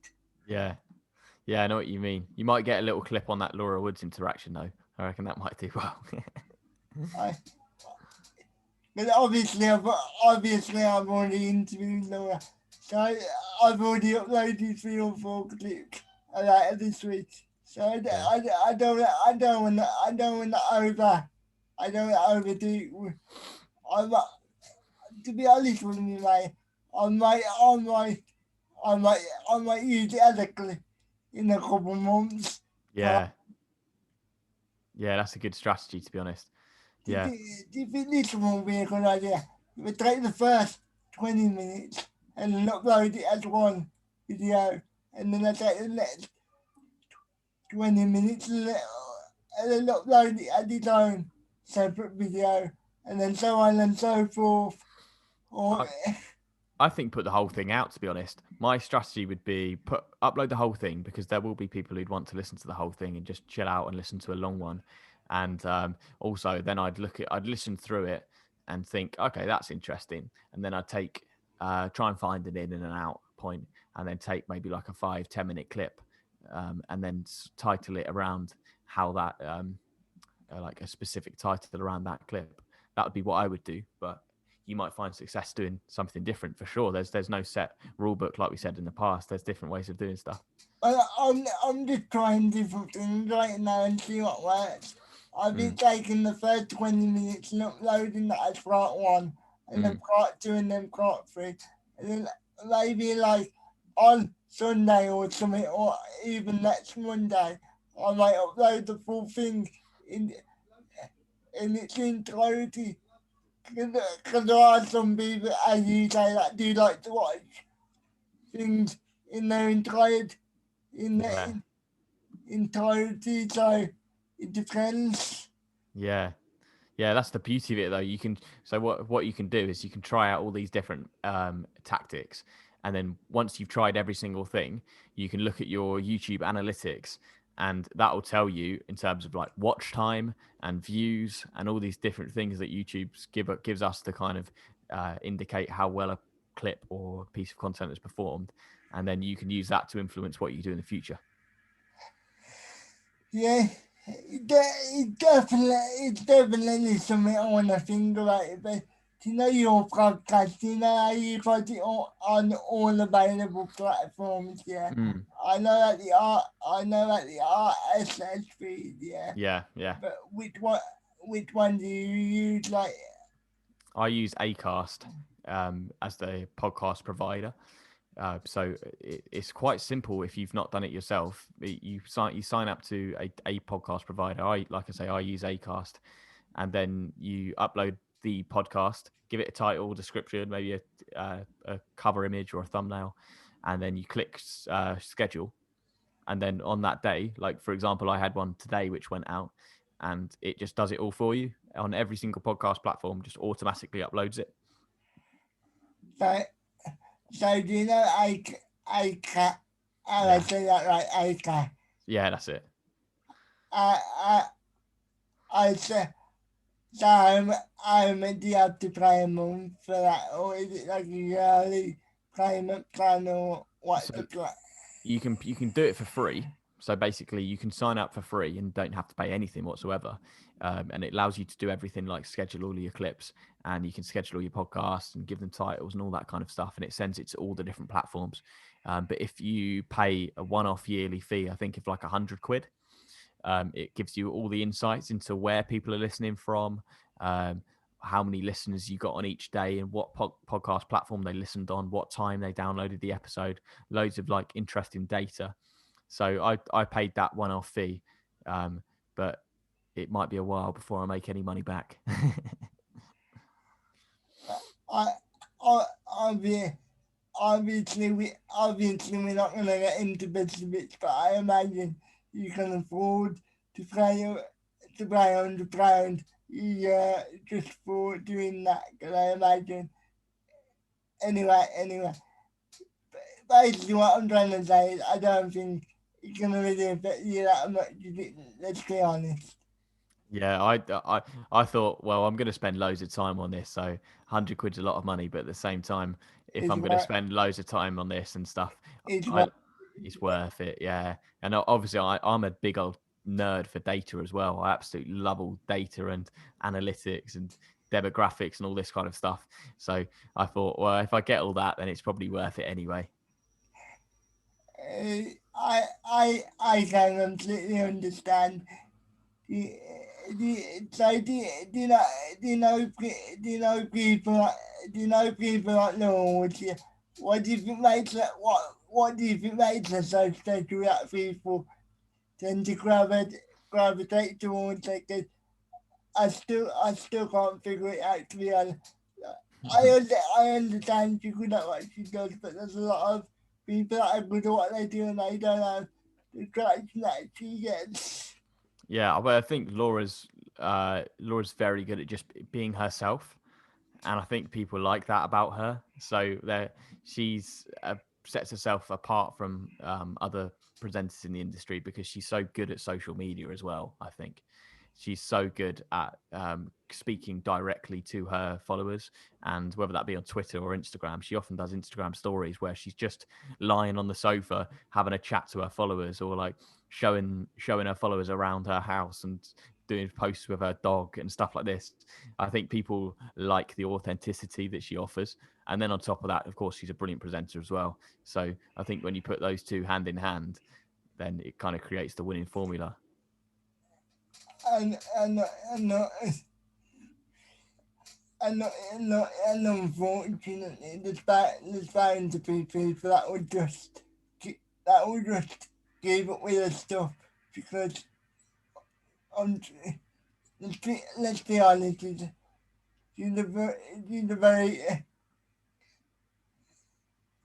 and because basically we all know the internet when there's certain guys that will just follow females because they find them attractive, and I Mm. guarantee there's certain people that just follow her just because they find her attractive, and unfortunately that's the way the world works. Even though she's really talented at what she does, I guarantee there's people that will just follow her just because they find her attractive, unfortunately.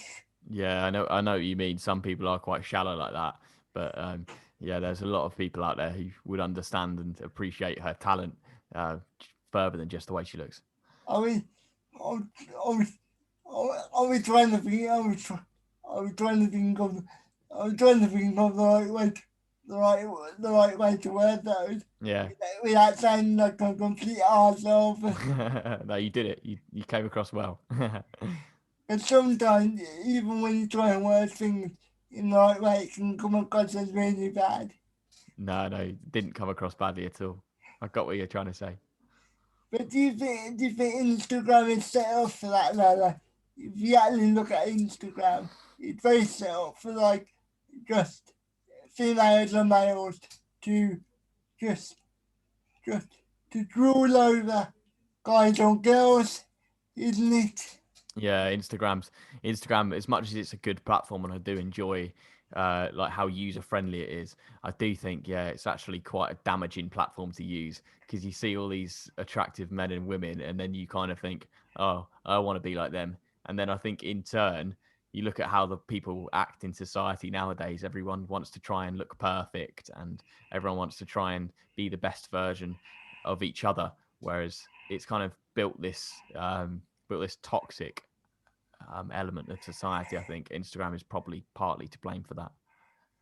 The only thing I like about Instagram, it's more easier Mm. to read replies and that, isn't it? Because on Twitter it can get a bit crazy, and I don't even have a big audience like that. But I imagine when you get to like 100,000 and and more, it must get really crazy when if you try and read all the replies, and then sometimes you might get absolute assholes giving you shit for no reason.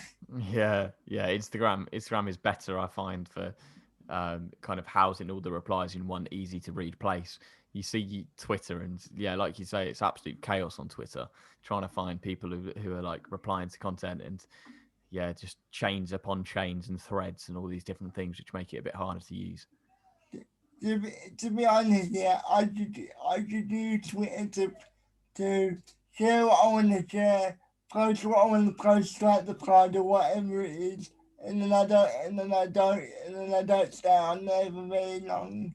Yeah, no, me and you the same, mate. I created Twitter account for my Travel Talks podcast, and I just post what I want to post, and then don't even look at other people's stuff.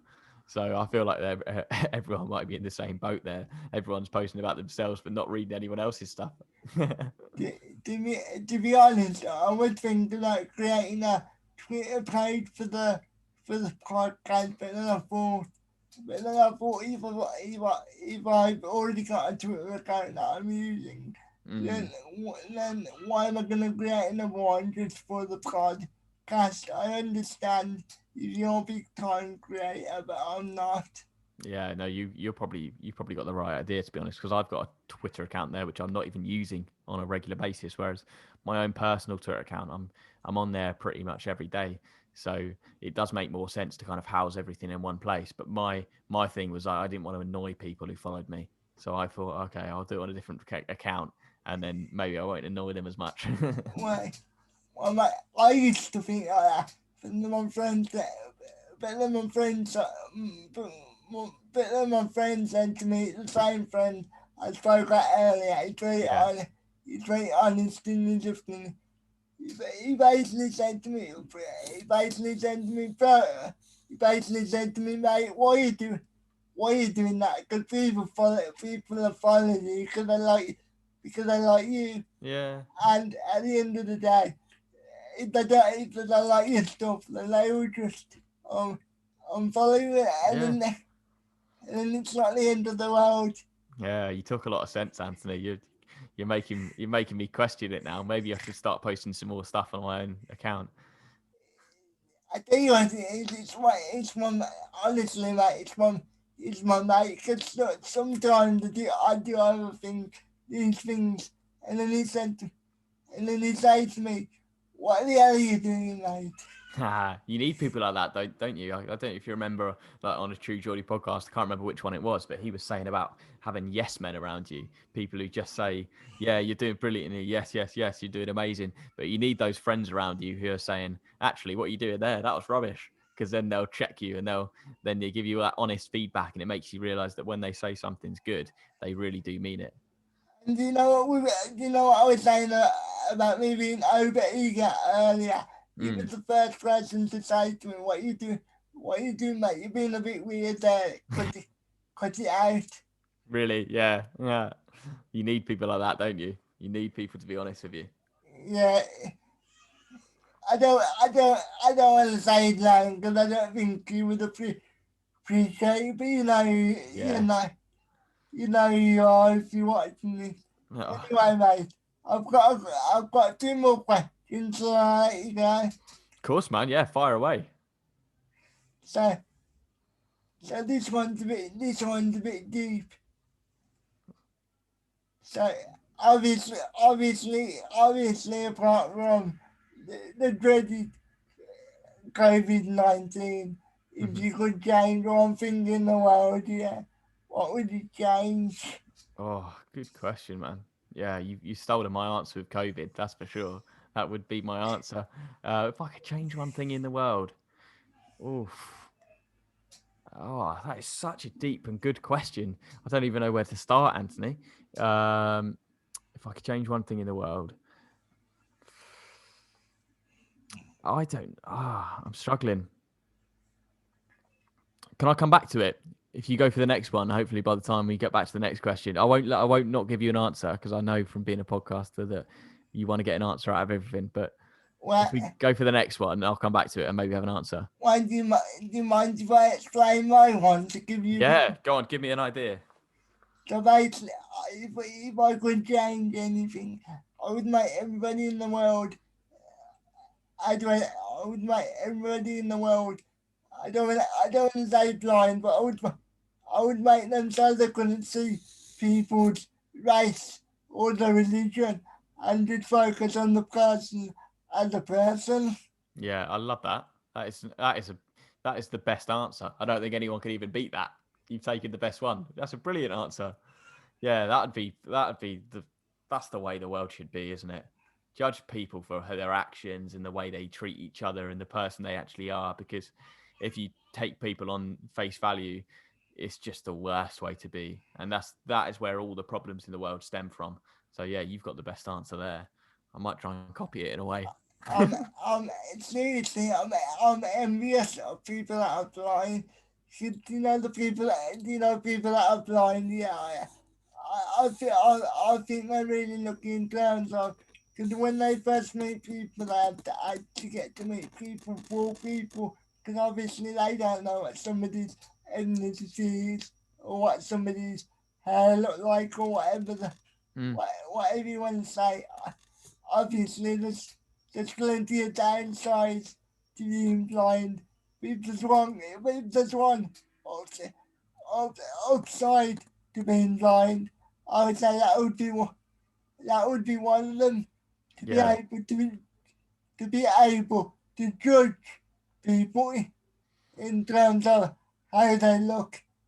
So I meant how they come across yeah, yeah, exactly. as Yeah, people. yeah. You're so right. You are My so right. my apology there, I misspoke. No, that's absolutely fine. I know what you mean. I'm trying to think now. I want to give you a good answer after you gave the best answer possible. Um, I think I'd obviously get rid of racism and all the elements which you discussed there. Like, undeniably, the world would be a much better place. I would, um, I'd probably get rid of, I'd probably get rid of war. I don't know. Maybe that's a rubbish answer. In all seriousness, that is a very good answer, but there's another way. There's another way to look at it. Yeah, I would get rid of all. I would get rid of all leaders in terms of in terms of president and prime ministers and Mm, people like that. Because at the end of the day, what makes somebody more important than somebody else just mm, because they got a fancy title? yeah, And let's be honest, yeah, sometimes these political figures are not very intelligent in terms of common sense, are they? You know, people yeah. are feeling. I don't want to. I didn't want to steal. I didn't want to steal your answer, but I, I, I, I, I hope I've added a bit more on the bone to your. Yeah, you have done, yeah, because I didn't really give you a very good answer there at all. I'm trying to flesh my own answer out. I would say, yeah, get rid of. You've summed it up, Anthony. You've absolutely smashed it because you've taken the answer, which basically is like the best answer possible. Get rid of all the bad things in the world. Your answer basically summed it up, didn't it? Get rid of the ability to see people for their outer skin and then just judge them on what's inside. That's the best answer. Yeah, then speaking of that, yeah. do you know? Do you know like the? Do you know like the, the club? The the WS the WS the Y- WS area Yeah, especially. I really enjoy that league here, but obviously because it's not as big as the Premier League, a lot of people don't give it enough respect. I mm. mean, it is changing the course, but I still think there's a long way to go in terms of it being it being treated on the same level as the Premier League. Yeah, yeah, you're right. If you just judge it on what it is rather than trying to compare it to other aspects, then it's an incredible league. And you're right, people need to change their view on it and give it a bit more chance because there's some incredibly talented footballers out there in the WSL. So, yeah, I'm glad to hear you enjoy it, man. That's good to hear. I I personally think it's a better overall team game than some of the Premier League clubs. Because obviously, sometimes you can get you can get some of these clubs that are based around one or two players, and everybody else you just just like somebody on the train, so to speak, if you know what I Mm, mean, mm, mm. like a helper out. But obviously in the WSL, I don't know whether it's because he's still quite young, but it seems to be more of more like a team. Like, you know what I mean? Yeah, Like there doesn't seem to be as many egos. yeah, you're right. Everyone's kind of mucking in, and the whole team is way more important than one individual player. That's the best part about it for sure. Yeah, that's right. I probably have said something to offend some people, but, but oh well, it's not the end of the world. I don't think you have. I think you. Yeah, don't worry about that. So, so anyway, say if you could interview five people in football or even out of football, who would you pick? Oh, good question. Okay, in if I could interview five people, I would choose. So I want someone who's going to be completely open and honest. I'd probably pick Jimmy Bullard, number one. Not maybe not top of the pile, but he'd probably be in there because he's just completely like he's a live wire. He gives you random answers. He's I'm proper entertaining. I'm surprised you haven't interviewed him. To be honest, it sounds like the sort of person that you would have already interviewed. Well, not you personally, but I mean like on Football Daily or what. Yeah, I reckon I'll get him on at some point for sure. Um, he'll be brilliant one day to get on. And then who else? I'm trying to think now.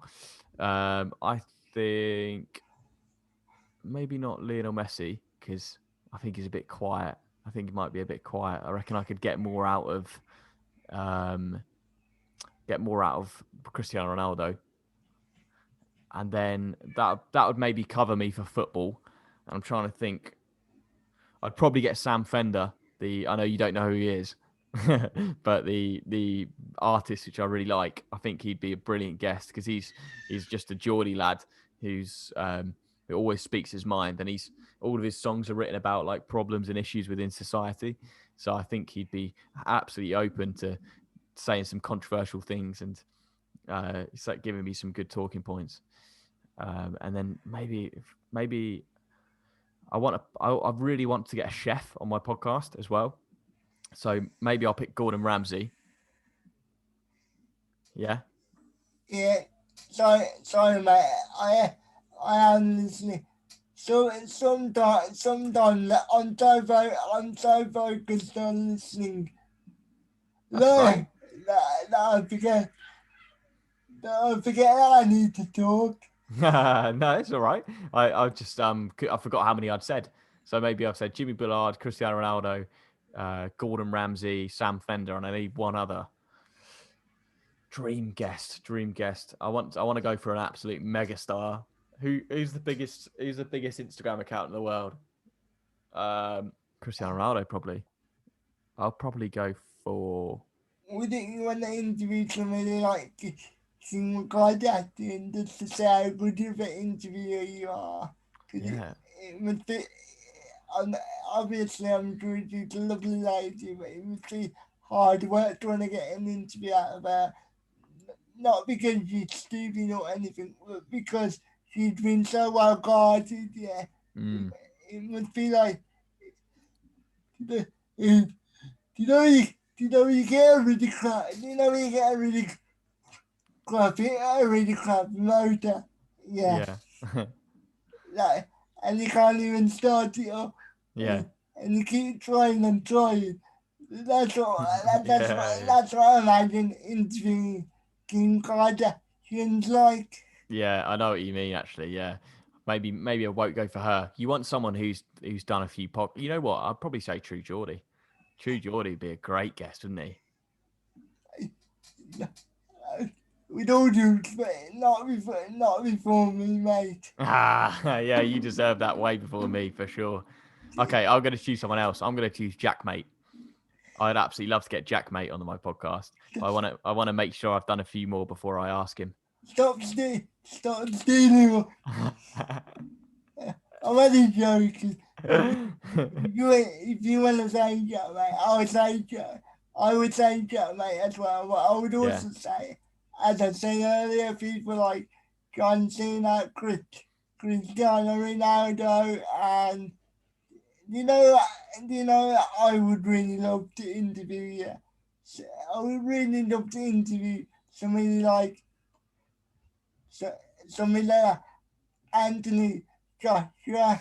yeah, he'd be a bloody good guest, wouldn't he? He's seen it all, done it all, absolute top of his game. Yeah, he'd be class. I would love to interview AJ on one day, and then interview Tyson Fury on the next day just to see how they compare in interview styles. Yeah, maybe you can start some beef and get them to finally fight each other as well. I don't think they'll ever fight, mate. To be honest, Yeah, it's starting to look that way, isn't it? and as a boxer, obviously nothing personal against AJ, but as a boxer, I prefer Fury because he remind me a lot. He remind me a lot of Muhammad Ali Ah, I thought you were going to say that. in terms of the way he moved. Hmm. He's very agile, and AJ's very. I'm gonna stand here and trade with you, and then we see who wins. Yeah, I know what you mean. Yeah, Tyson Fury is definitely a more entertaining boxer to watch in terms of his style, and he's a showboater as well, isn't he? He's a personality. So yeah, in that fight, that would just be amazing because AJ, yeah, is a bit more rigid, a bit more set in his stone. He'll keep you behind the jab, but then Tyson Fury is going to be trying to get in and then duck and dive and use his agility. That's what everyone wants to see, isn't it? Eddie Hearn, make the fight happen. You know that. You know that. You know the next time we speak to Adam Smith, Yeah. maybe you could encourage him to try and get the fight sorted. Yeah, maybe. Yeah, I'm not sure I've got much power though. I've not got all the power to make that happen. Yeah, just another person that I just thought of. I know he's done a lot of interviews before, but I would love to sit down with somebody like Johnny Nelson. Yeah, Johnny Nelson. Yeah, he'd be a good guest. You should message him. I reckon that you could make that happen. He's a lovely man. Because I think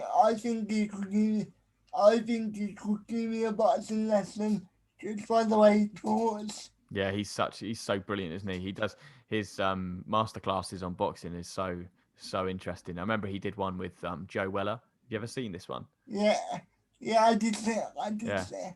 Yeah, it's so good. He kind of makes Joe. Obviously, I imagine you've stayed up to date with all of Joe's like views on boxing and boxing again. He Yeah, kind of said in the past that he doesn't ever want to do it, but then in that video that he did with Johnny Nelson, he kind of thought, actually, you know what, I quite want to do this again. You've got me hyped up again. So yeah, Johnny Nelson's a good man to talk to. would you say Gary Neville like the Gary Neville of the boxing world? Yeah, I think he is. To be fair, good personality, knows his stuff, entertaining to watch. Yeah, ticks all the boxes. Honestly, honestly, I know, do you think, honestly, I think joining now is more than possible. I think out of everybody I've said so far, I think Johnny now is the most likely person to want to do if I catch him on the right day, obviously. Yeah, I reckon you should ask him. To be honest, mate. Yeah, I, ask w- him. I will definitely ask him. Yeah, fingers crossed for you, mate. So, okay then, mate. Do you want to promote your podcast or your socials? Yeah, cheers, man. So the podcast I'm doing is Travel Talks. So nice and simple. So yeah, the basic premise is that each week I'd get a different guest on, and we run through some questions which I ask them each week about travel. So the best place they've stayed, the holiday that means the most to them, the best place in the world for food, the worst place they've stayed, the place they'd never go back to. All these different questions which I ask each guest, and we get some funny answers. We do some off the cuff, random tangents, and yeah, I've had some guests on, like we've spoken about, Laura Woods, Tubes, Adam Smith from Soccer AM. I've had YouTuber Carl Watson. I've had Race Across the World stars. Um, yeah, I've had some great guests, and I've got some scheduled, some amazing guests as well. So So, if you can give it a listen, that'd be good. so is there anybody coming up that you can promote to us, or is Yeah, it? I can give you some exclusives if you want. So I've got a photographer who moved from Serbia to Bali when he was 24 and has lived there for 20 years. So he tells some stories about going scuba diving with sharks, scuba diving underneath volcanoes, how to make it as a photographer. I've got Chris Hamill from Football Daily, who you'll probably know. He's coming up at the in about 4 episodes time. And I've got a YouTuber called Cheap Holiday Expert as well, who she was brilliant. She basically gives everyone tips on how to get free holidays. So what more could you want? So thank you. So, guys, if you want to follow me, it's at Anthony Podcast One. Anthony Podcast One on all platforms, and obviously, please subscribe to the channel. Please like the video, and please share the video. And I hope you guys enjoyed this. So from me and Alex, have a good day. Have a good day. Thanks for having me on the podcast, Anthony. Absolute pleasure to meet you, man. Been an absolute pleasure. Have a great day. And you, mate.